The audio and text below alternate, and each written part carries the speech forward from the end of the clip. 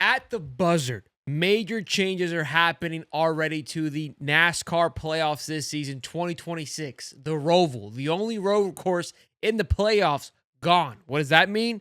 SVG, it's over. It was always over, but now it's actually over. Just get good on the ovals, bro. Just get good on the ovals. And a weather update, I kind of sorta for the Bowman this weekend. Are we gonna get snowed out? Do we see our Sunday get ruined once again by wet weather, whether it be rain, snow, which is kind of new in NASCAR?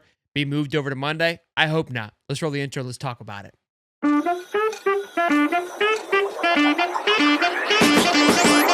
Boys and girls, welcome back to High Top Sports NASCAR. You guys are showing a lot of love lately. I appreciate the new followers, the comments. You guys have been great. Keep smashing the like button. Keep subscribing. We're on the way to 1,000 subs. So while we're all here today, is the Roval in Charlotte is done.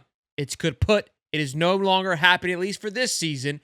In the playoffs, they are going to go move it back to the Charlotte Oval. First thought, I'm wondering about it for fans that bought playoff tickets, expecting to be and seen and sitting at a certain spot, expecting to see a certain thing, are no longer going to be seeing that. But I think that most people will get over it, as fans always do.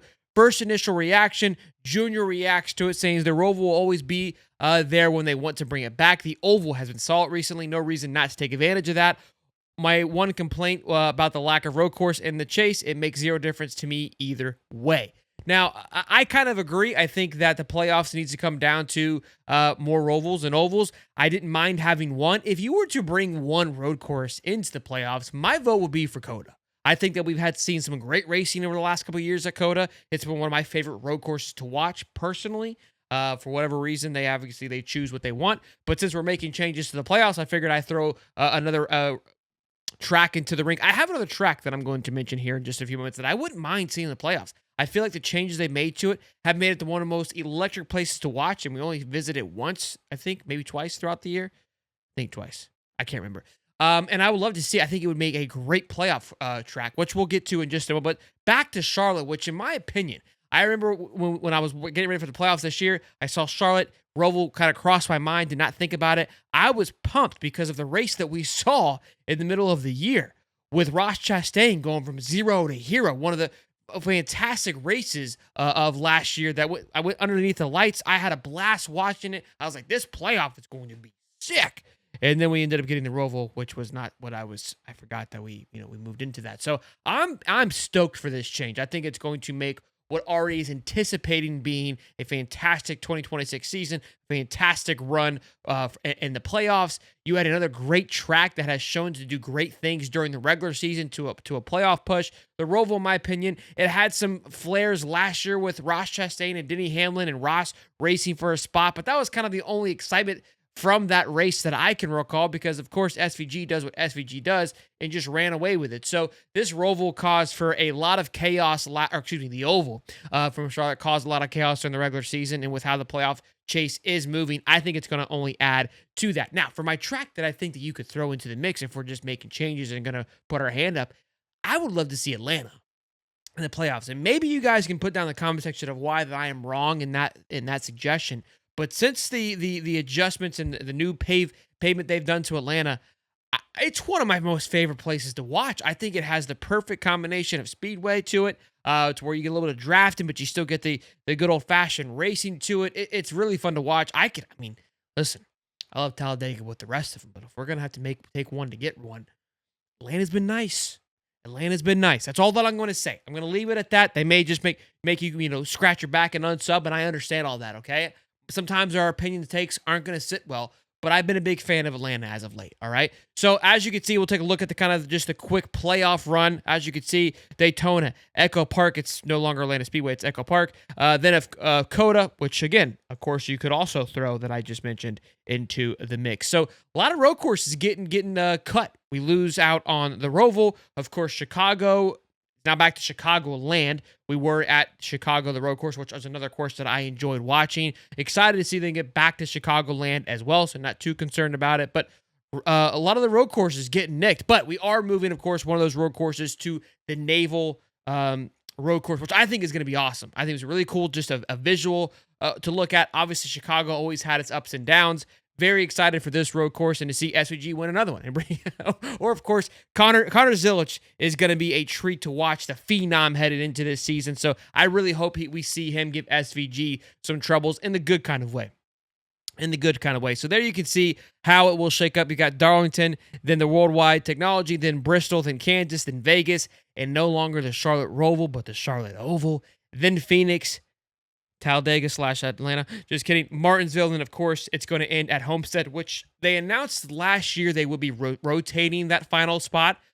I still believe they will continue to do that even with the change in the playoffs. So I think that it'll be Phoenix next year. And I think it's just going to rotate between the two. I'm not sure about that. I haven't looked too far into that just yet. But, I mean, what are your thoughts on possibly, I wouldn't mind throwing Charlotte at the end. If it's going to be going back to the Oval, and like I said, that has done some incredible things to make it. I know part of the history is it's finished at Homestead, but you went to Phoenix these last couple of years. If you're in the mindset of switching that out, think about it.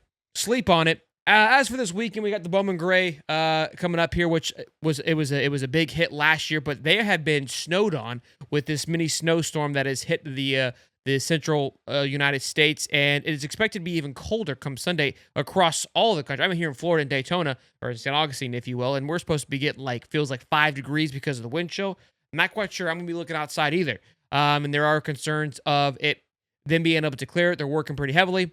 I hope that we're able to work it through. I remember being cold last year, and it could be extra cold this year. As for early favorites for this race, Chase Elliott, our previous defending champion who won it last year. Kyle Larson, of course, had a great run, and he'll be a favorite. Denny Hamlin, always a favorite in this. Him and Chase were going at it last year, depending on how his offseason obviously was a bit chaotic for him. We'll see where he is mentally.